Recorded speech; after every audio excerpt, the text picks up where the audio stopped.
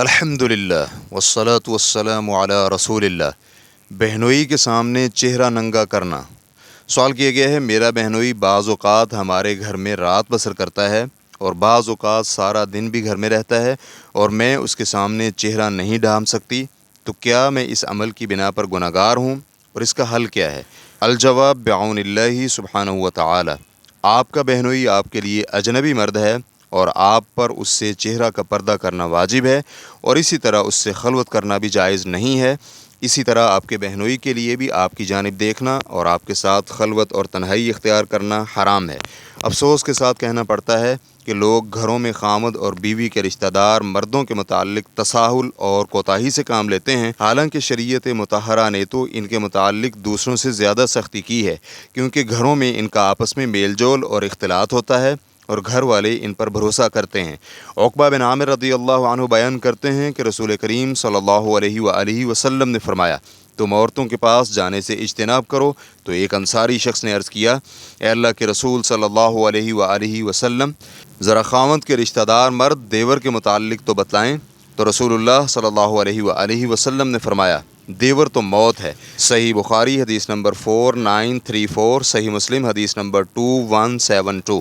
عربی لفظ الحمو خامد کے قریبی رشتہ دار مرد کو کہا جاتا ہے۔ آپ یہ دیکھ رہی ہیں کہ صحابی رسول صلی اللہ علیہ وآلہ وسلم نے خامد کے قریبی رشتہ دار مرد کو اس حکم سے استثناء کروانا چاہا تو اس کے متعلق بہت زیادہ تشدید اور سختی آئی، کیونکہ خامد کے بھائی یعنی دیور وغیرہ کا گھر میں داخل ہونا معیوب نہیں سمجھا جاتا۔ امام نووی رحمہ اللہ کہتے ہیں، نبی کریم صلی اللہ علیہ وآلہ وسلم کا یہ فرمانا کہ دیور تو موت ہے، اس کا مطلب یہ ہے کہ اس سے خطرہ اور خوف دوسرے شخص سے بھی زیادہ ہے اور اس سے برائی متوقع ہے اور فتنہ اور خرابی زیادہ ہے، کیونکہ اس کا بغیر کسی روک ٹوک اور ممانعت کے عورت تک پہنچنا اور اس سے خلوت کرنا ممکن ہے، برخلاف اجنبی شخص کے کہ اس کا ایسا کرنا ممکن نہیں ہے۔ یہاں عربی لفظ الحمو سے مراد خامد کے قریبی رشتہ دار مرد ہیں، جن میں خامد کا باپ اور خامد کی اولاد شامل نہیں۔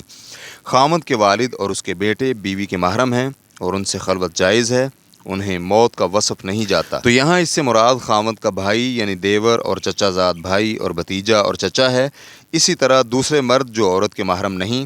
عام لوگوں کی عادت ہے کہ وہ اس میں کوتاہی اور تساہل سے کام لیتے ہیں، چنانچہ دیور بھابھی کے ساتھ خلوت کرتا ہے تو یہی موت ہے، اور کسی دوسرے اجنبی سے زیادہ دیور کو منع کرنا زیادہ اولیٰ ہے، جو ہم بیان کر چکے ہیں۔ جو میں نے بیان کیا ہے اس حدیث کی شرح میں صحیح بھی یہی ہے۔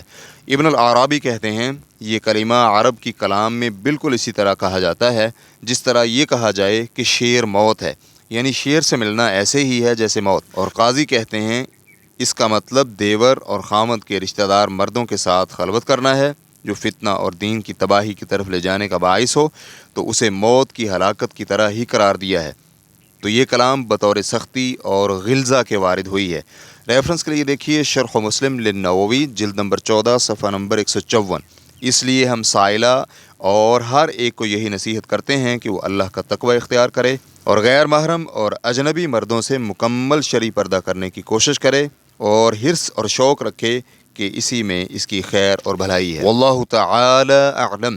اسلام QA ریکارڈنگز، مؤسسۃ الشیخ محمد صالح المنجد، المملکۃ العربیۃ السعودیہ، فتویٰ نمبر 40618۔ والسلام علیکم ورحمۃ اللہ وبرکاتہ۔